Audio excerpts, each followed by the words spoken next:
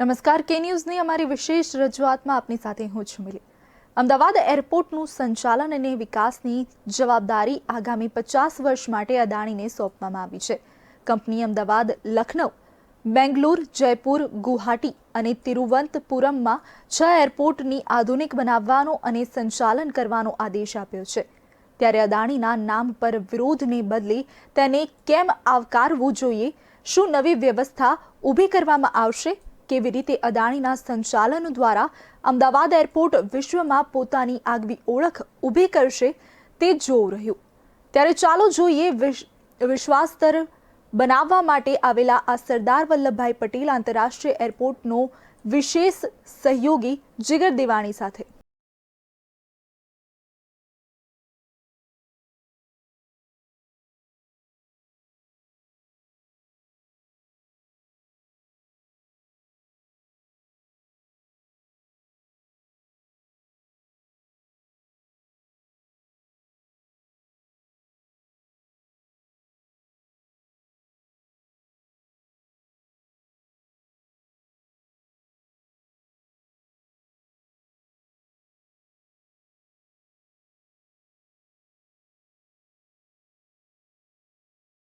મિત્રો, કહેવાય છે કે પરિવર્તન એ હંમેશા ખૂબ જ આવશ્યક વસ્તુ છે। પરિવર્તન નહીં થાય તો વિકાસ નહીં થાય, બદલાવ નહીં થાય તો કંઈક નવું જાણવા જોવા નહીં મળે। પણ વાસ્તવિકતા એ પણ છે, જ્યારે પરિવર્તનની વાત આવી છે ત્યારે વિરોધનો વંટોળ પણ સાથે આવ્યો છે। કારણ કે એવા ઘણા તત્વો, એવા ઘણા તથ્યો હોય છે કે જે પરિવર્તન ઈચ્છતા જ નથી, કારણ કે એક્ઝિસ્ટિંગ વસ્તુમાં તેમને તેમનો ફાયદો જોવા મળતો હોય છે। પરિવર્તનથી બની શકે કે સિસ્ટમ આખી બદલાઈ જાય અને સિસ્ટમ તેમના માટે કારગત ન નીવડે તો પછી વિરોધ તો કરવો પડે ને। પરંતુ શું એ વિરોધ યોગ્ય છે? ના, બિલકુલ નહીં। એટલા માટે કે ન્યૂઝ અહીંયા અમદાવાદના સરદાર વલ્લભભાઈ પટેલ આંતરરાષ્ટ્રીય વિમાનપત્તનમાં આવી ગયું છે કે જ્યાં અમે આપણે બતાવી રહ્યા છે કે આ એરપોર્ટનું નામ નથી બદલાયું। હું ફરી એકવાર રિપીટ કરીશ, એરપોર્ટનું નામ નથી બદલાયું, સંચાલન હવે કોઈક બીજું કરવા જઈ રહ્યું છે। જી હા, એક બાજુથી સતત છેલ્લા કેટલાક વર્ષોમાં આપણે જોતા આવ્યા છે કે મોદી સરકાર પર અનેક પ્રકારના પ્રહારો થતા હોય છે અને ઉદ્યોગપતિઓની મૂડીવાદી સરકાર કહેવાતી હોય છે। પરંતુ શું તમે ક્યારે વિચાર્યું છે કે તેમના નિર્ણયો પણ ક્યાંક આપણા માટે કેવી રીતે ફાયદાકારક સાબિત થઈ શકે? નહીં ને? તો આજે અમે બતાવીશું કે હવે જ્યારે અમદાવાદના આ એરપોર્ટનું સંચાલન અને તેના વિકાસનું કામ અદાણી ગ્રુપને સોંપવામાં આવ્યું છે ત્યારે તેના શું અને કેવા પ્રકારના ફાયદા થશે। વાતો અનેક પ્રકારની થાય છે કે હજારો માણસોની નોકરી હવે કદાચ છીનવાઈ જશે, પરંતુ ના, છીનવાઈ નહીં જાય। એ લોકો જે લોકો પાસે સ્કિલ નથી, મહેનત નથી અને માત્ર સિસ્ટમની વિરોધમાં જઈને જેઓ હાયર થયા હતા તે લોકોએ કદાચ નોકરીમાંથી હાથ ધોવા પડે, પરંતુ બાકીના બચેલા તમામ નોકરિયાત જે ક્યાંક અહીંયા સેવા આપી રહ્યા છે તેમના માટે એક અલગ જ પ્રકારની સ્કિલ ઊભી કરવામાં આવશે। સ્વાભાવિક રીતે જ્યારે મસમોટું ગ્રુપ કોઈ પણ વાતમાં ઇન્વોલ્વ થતું હોય છે ત્યારે એક પ્રોફેશનલ ટચ જોવા મળતો હોય છે અને પ્રોફેશનલ ટચના કારણે સ્કિલ ડેવલપ થતી હોય છે। સ્કિલ ડેવલપ થાય ત્યારે ડેવલપમેન્ટના અનેક રસ્તાઓ ખુલી જતા હોય છે। ત્યારે અદાણી ગ્રુપ, જે નામ નથી બદલાયું પરંતુ અદાણી ગ્રુપ હવે સંચાલન કરશે અમદાવાદના એરપોર્ટનું। ત્યારે જોવાનું એ રહેશે કે આગળના સમયમાં શું અને કેવા પ્રકારના ફાયદા થાય છે। જી હા, આગામી 3 વર્ષ બાદ સંપૂર્ણ રીતે સંચાલન કરવામાં આવશે ત્યારે અનેક પ્રકારના લાભ પૂરા પાડવામાં આવશે।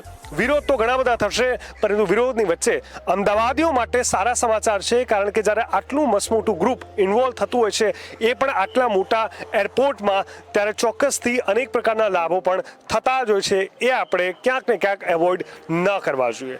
એટલે કે કહી શકાય કે કેપ્ટન મહેન્દ્રસિંહ ધોની રહેશે, એટલે કે સરદાર વલ્લભભાઈ પટેલ જ નામ રહેશે, પરંતુ પરફોર્મન્સ સચિન તેંડુલકર કરવા જઈ રહ્યો છે। એટલે કે અદાણી તેનો હવે રોલ આ એરપોર્ટને વિકસાવવામાં, તેનું સંચાલન કરવામાં મહત્વનો રોલ પૂરો પાડશે।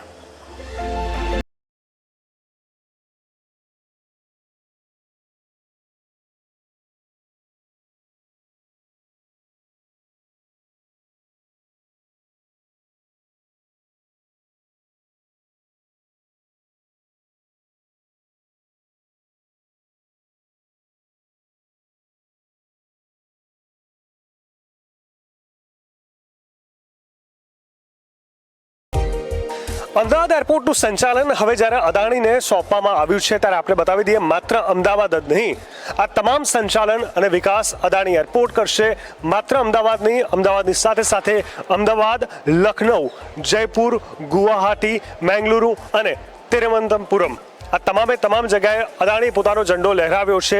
આગામી સમયમાં એરપોર્ટને આંતરરાષ્ટ્રીય સ્તરના વિકસાવવા માટે, તેની વ્યૂહાત્મક રચના ઘડવા માટે અને સાથે સાથે સારામાં સારી સુવિધાઓ પૂરી પાડવા માટે. કારણ કે એ તમામ સુવિધાઓ જ્યાં સુધી પ્રોપર રીતે પૂર્ણ નહીં થાય અને એક સ્કિલ બેઝ સ્ટાફની રિક્વાયરમેન્ટ પૂર્ણ નહીં થાય અને પ્રોફેશનલ ટચ નહીં આવે ત્યાં સુધી ક્યાંક ને ક્યાંક ઉણપ સર્જાતી રહેશે. ત્યારે અદાણીએ આ તમામ મોટા 6 શહેરોમાં જે ફેબ્રુઆરી 2019માં જ્યારે એરપોર્ટના ખાનગીકરણની વાત થઈ હતી ત્યારબાદ અદાણીએ તેમાં ઝંપલાવ્યું હતું અને તમામે તમામ 6 શહેરોના એરપોર્ટના આંતરરાષ્ટ્રીયકરણ માટે અદાણી આગળના સમયમાં એક મહત્વપૂર્ણ સફળ મોટો રોલ ભાગ ભજવા જઈ રહ્યું છે.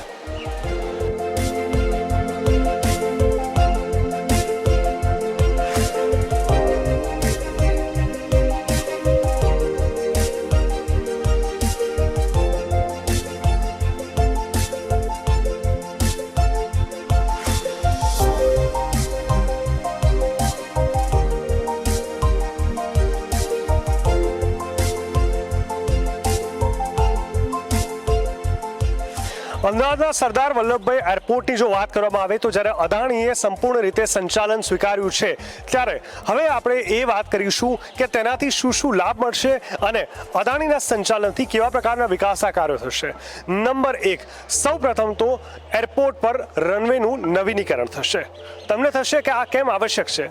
તો આપણે ઘણીવાર જોયું છે કે રનવેનું જ્યારે નવીનીકરણ સમય કરવું જરૂરી હોય છે.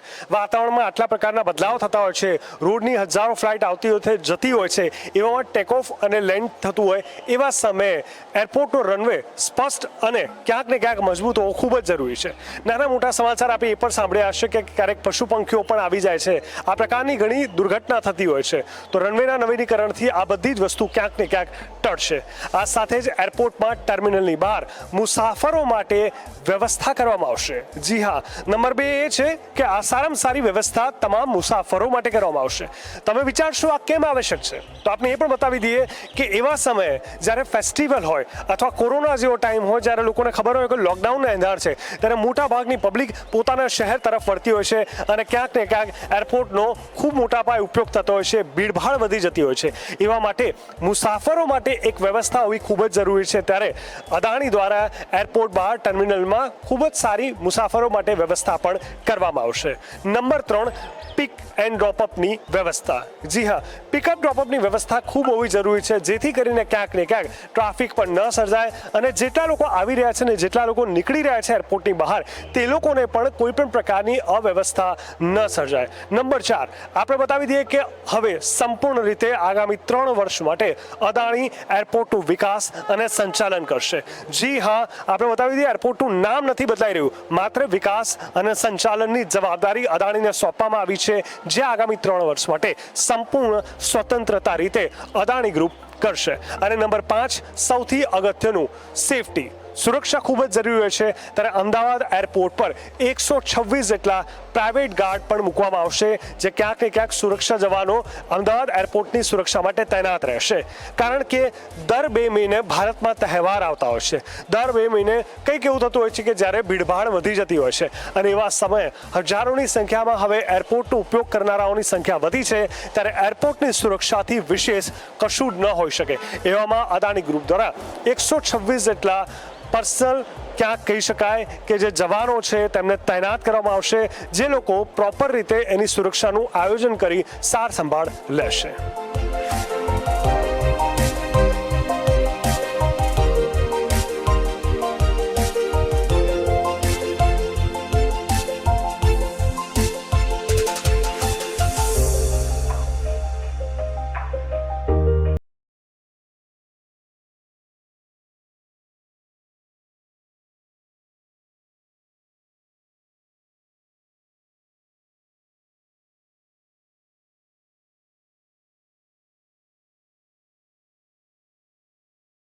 ભાઈ, વિટામિન ડી જોઈએ છે પરંતુ ગરમી નથી જોઈતી, તડકો નથી જોઈતો.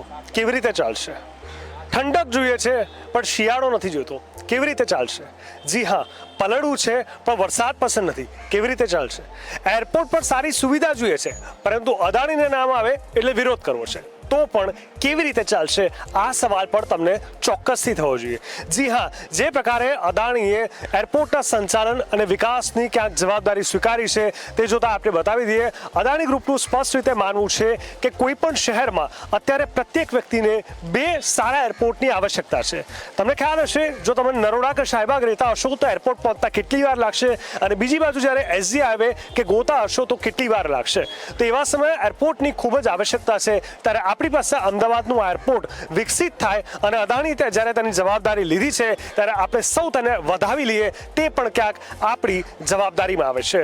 અદાણી ગ્રુપનું સ્પષ્ટ રીતે માનવું છે કે કોઈ પણ શહેરના બિઝનેસ ઇકોસિસ્ટમને સમજવાની કોશિશ કરીએ તો તેમાં ધંધાનું મહત્વનું સ્થાન શું છે, સાથે સાથે પર્યટન સ્તર કેટલું છે, કેટલા લોકો આવે છે જાય છે, આર્થિક રોજગાર ત્યાં કેવી રીતે પ્રાપ્ત થાય છે, આર્થિક રીતે એ શહેરનું શું મહત્વ છે અને વૈશ્વિક એકાકરણની રીતે પણ જોવા જઈએ તો કેટલી અવરજવર થાય છે. તેને જોતા એવા પ્રકારના શહેરો કે જે રાજ્યોની અંદર ખૂબ મોટો ભાગ ભજવે છે આર્થિક રીતે, ત્યાં એરપોર્ટનું નવીનીકરણ અને વિકાસ ખૂબ જ મહત્વનો છે, જ્યાં અદાણી ખૂબ જ સારો મહત્વનો રોલ ભજવશે અને પોતાને એક ખૂબ સારી જગ્યાએ જુએ છે. એટલે આગામી સમયમાં આ એરપોર્ટ આંતરરાષ્ટ્રીય સ્તરે વિકસિત થશે તેમાં કોઈ બેમત નથી.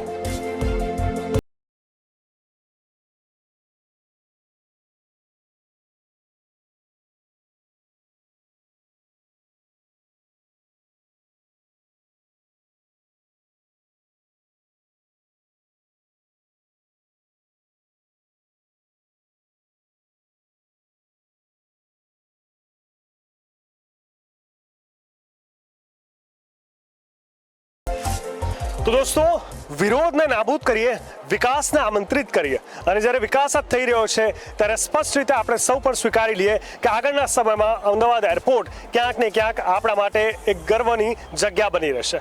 ફરવા માટે નહીં, પરંતુ જ્યાં ફરવા જઈએ છે તે જગ્યાએ પહોંચવા માટે. ત્યારે આપણે પણ અદાણીના આ રોલને વધાવીએ અને આશા રાખીએ કે માત્ર ગુજરાતમાં કે ભારતમાં નહીં, પરંતુ વિશ્વભરમાં અદાણીના સંચાલન અને તેને વિકાસની વ્યૂહાત્મક રચનાને જોતા અમદાવાદનું એરપોર્ટ એક પ્રખ્યાત નામના મેળવે.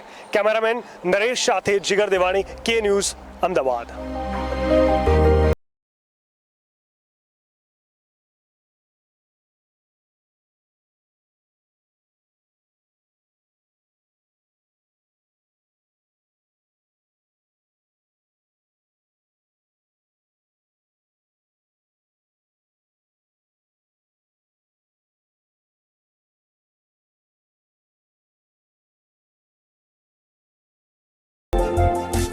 હવે તમને થશે અદાણી જ કેમ? જ્યારે અદાણીનું નામ આવે છે ત્યારે ઘણા લોકો સરકાર પર અનેકો પ્રકારના આક્ષેપ પ્રત્યાક્ષેપ કરતા હોય છે. આપણે બતાવી દઈએ, આ રેસમાં માત્ર અદાણી જ નહોતું.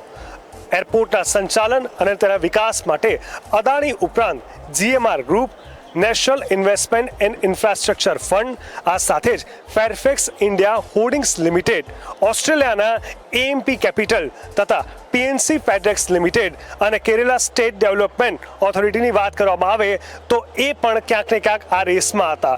આ તમામ લોકોએ આ બીડ માટે અરજીઓ કરી હતી, પરંતુ આખરે ક્યાંક ને ક્યાંક કહી શકાય કે અદાણીએ બાજી મારી છે અને આગળના સમયમાં આંતરરાષ્ટ્રીય સ્તરે અમદાવાદના એરપોર્ટને વિકસાવવામાં અદાણીનો એક મહત્વનો રોલ રહેશે, તેમાં કોઈ બેમત નથી.